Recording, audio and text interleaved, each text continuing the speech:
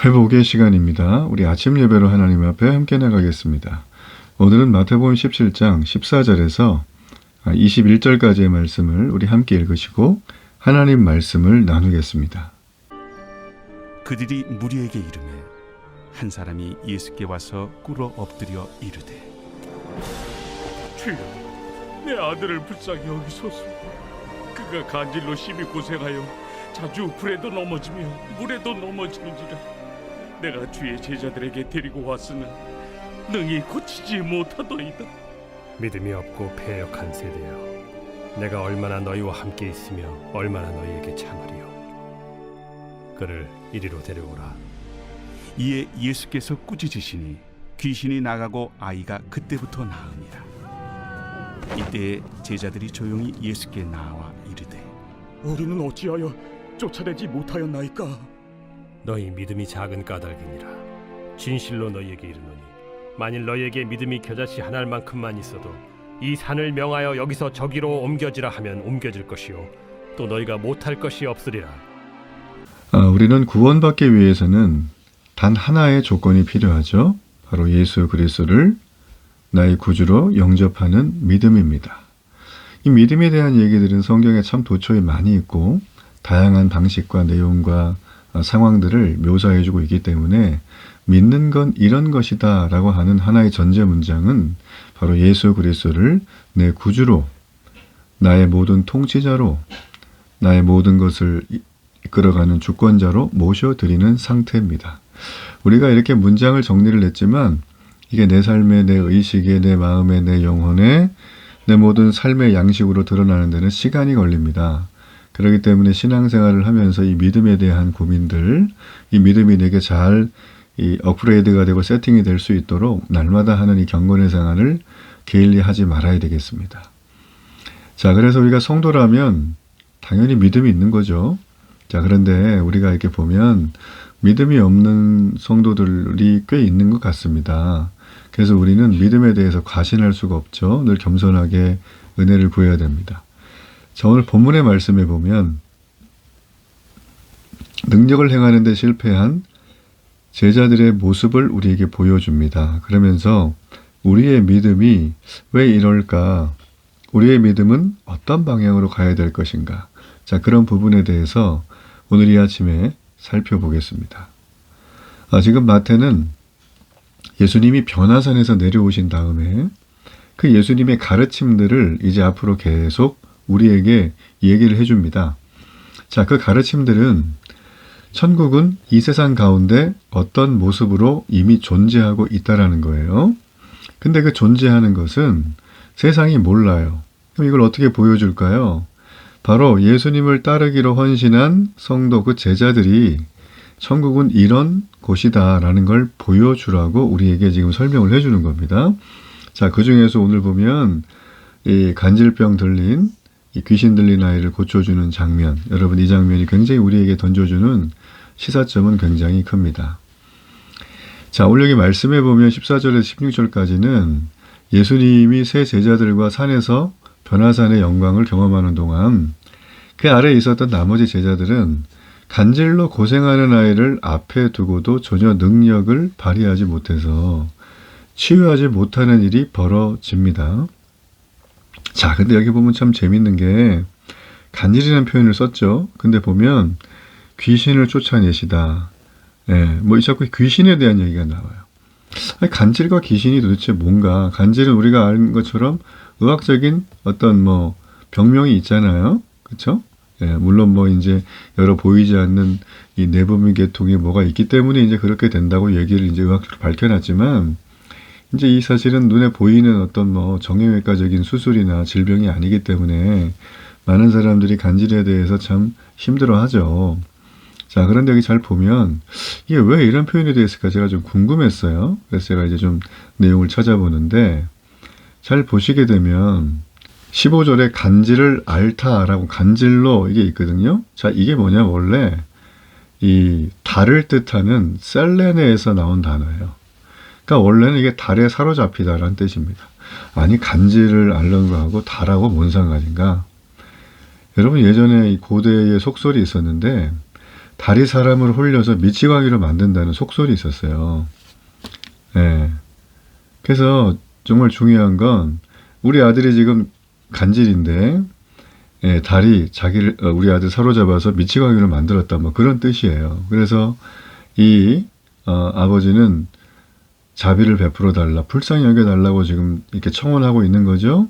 그래서 주님의 자비가 아들의 광기를 없애주기를 기도하신 거예요. 자, 그래서 18절에 보면 예수님이 꾸짖고 귀신이 나갔다라고 돼 있어요. 그죠? 꾸짖고 나갔다. 예수님이 간질을 치유하시기 전에 우선 귀신을 쫓아내는 장면이죠. 예수님의 권위가 나타나게 되는 부분입니다. 자, 이런 맥락으로 우리가 이걸 좀 해결을 해야 돼요. 주님이 이 모든 걸 하시면서 자, 여기 등장하고 있는 하나의 주제, 이 믿음에 대해서 얘기를 해주고 있습니다. 자, 믿음이 뭔가 잘 보겠습니다. 자, 여기 보게 되면 그리스도인들이 현실에서 겪는 문제가 사실은 이 간질로 고생하는 아이를 앞에 두고도 전혀 능력을 발휘하지 못해서 치유가 일어나지 않았던 제자들의 모습이 사실 우리의 모습입니다. 분명 예수님은 온 땅을 다스리시죠. 지금도 이 땅에는 악의 세력이 여전히 존재합니다. 제자들은 그 세력을 내쫓지 못하는 연약한 모습을 보여줍니다. 자, 우리 역시 이런 모습을 보일 때가 많은데 그 이유는 믿음이 작기 때문이에요. 모든 사건이 종결된 다음에 제자들이 조용히 예수님께 물어봅니다. 예수님, 우리는 어째서 이걸 쫓아내지 못했습니까? 라고 했더니 예수님이 너희의 믿음이 작은 까닭이라는 거예요. 자, 믿음이 작다는 게 뭘까요? 믿음이 작다는 게 뭐예요? 여러 가지 얘기를 할 수 있겠죠? 그런데 이 믿음이 작다라는 얘기는 한마디로 말하면 이 마태복음에서만 사용된 단어거든요. 믿음이 있기는 한데요. 그 믿음이 적절한 기능을 발휘하지 못하는 상태예요. 그러니까 마태는 이제까지 제자들이 진정한 예수 그리스도가 메시아임을 지금도 제자들이 이해를 다 못하고 있는 거죠. 그리고 이해할 마음이 별로 없는 것 같아요. 그러니까 이해가 안 되니까 믿음이 온전히 신뢰가 안 되죠, 사실은. 그래서 이제 그런 모습을 마태는 앞에서 계속 지금까지 이 제자들의 믿음이 없음, 믿음이 작은 거에 대해서 얘기를 했어요. 그래서 귀신을 내쫓는 권세는 메시아로 오신 예수님만 가지고 있는 권세예요. 그 어떤 것도 할 수 없죠.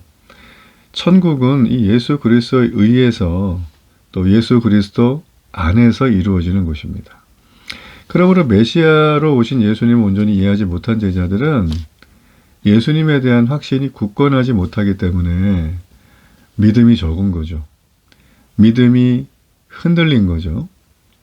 그래서 결과적으로 지금 이제 예수님께서 앞에서 계속 지적하셨던 이 신뢰의 문제, 이게 지금 굉장히 두드러지게 드러나는 장면이 오늘 이 장면입니다. 병을 고친 장면이 포인트가 아니에요. 믿음에 대한 얘기예요. 그러니까 믿음이 작은 상태로는 어떤 능력도 행할 수 없어요. 아무리 예수님의 권세가 이 땅에 넘치고 충만해도 믿음이 작은 나라면 그 능력을 누리질 못합니다. 하나님이 우리에게 천국의 선물을 전부 다 주셨잖아요. 그죠? 하나님이 보따리로 권능을 주시고 귀신도 쫓고 우리가 마음에 힘들고 어려운 상황이 왔을 때 굳건한 믿음으로 붙들 수 있는 믿음의 패치키도 허락하시고 다 주셨어요. 근데 우리가 이걸 안 쓰는 거예요. 왜 안 쓸까요? 못 쓰는 거죠, 사실은. 이유는 간단해요. 여기 제자들처럼 믿음이 적기 때문이에요. 믿음이 적으면 이걸 못 누립니다. 그래서 예수님은 아주 강한 어조로 거의 혼내는 거예요. 믿음의 능력을 강조하세요. 그게 20절이에요.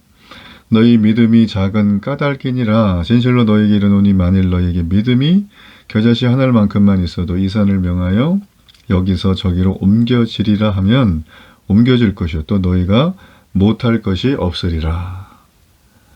자, 여러분 이 말씀을 들을 때 참 많이 들었다 이런 얘기 해줬죠. 그리고 이게 결과의 차이가 여기서 나는구나 분명하게 아셨을 거예요. 여러분 그래서 믿음은 하루 이틀 강조하고 지나갈 게 아니라 이 땅에서 평생 그리고 우리가 천국 가서도 믿음의 주체시니까 그때는 믿음이 아니라 살아있는 생생한 관계죠. 눈에 보고 함께 하기 때문에. 근데 지금은 그 생생한 관계를 할 수가 없잖아요. 사람이 육체를 입고 있으니까. 그래서 믿음이 필요한 거예요. 주님이 내 눈에 안 보이지만 내 옆에 앉아서 손잡고 계시지 않지만 마치 그런 것처럼 그걸 바라고 실제라고 믿는 것. 그래서 히브리서가 믿음장이잖아요. 그래서 믿음이란 생생한 관계를 오늘 이 시간 함께 하고 있다라는 것을 확신하는 거예요. 그렇게 될 때 이 산을 명에서 이쪽으로 말하며 옮겨지고 간질 귀신 들린 자가 떠나고 천국의 권능을 자유자재로 능수능란하게 꺼내 쓰는 아주 파워 있는 능력 크리스천이 되는 것입니다. 자, 문제가 뭐예요? 우리가 믿느냐 그렇지 않느냐예요. 주님을 믿고 담대히 나아가면 주님은 이 모든 일들을 다 이루어 주십니다. 여러분, 그러므로 우리가 믿음을 키워야 돼요. 믿음을 키워야 돼요. 여러분, 믿음을 키우는 방법이 뭔지 아신가요?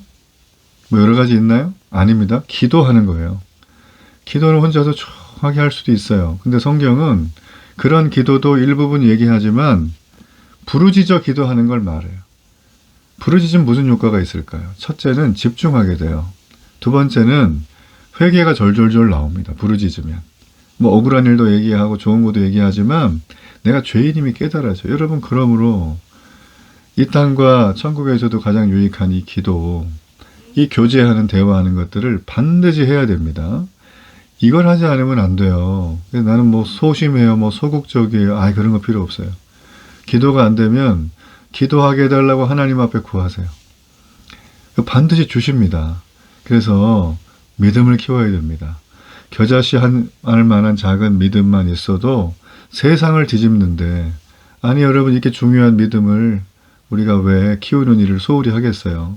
오늘부터 여러분 엎드려서 제자들을 사랑하는 마음으로 꾸중하시며 그들을 훈계하신 예수님 마음 기억하고 오늘도 믿음의 길을 걷겠다고 결단하고 주님께 신뢰하고 부르짖어 기도하는 이 하루가 되기를 축복합니다. 결단의 기도를 드립니다. 살아계신 아버지, 오늘도 살아계신 주님의 이름을 찬양합니다. 믿음의 주 온전케 하신 예수 그리스도를 바라보며 오늘도 생생한 살아있는 관계로 어디를 가든 넉넉히 승리하는 은혜가 있게 해 주옵소서. 예수님 이름으로 기도합니다. 아멘.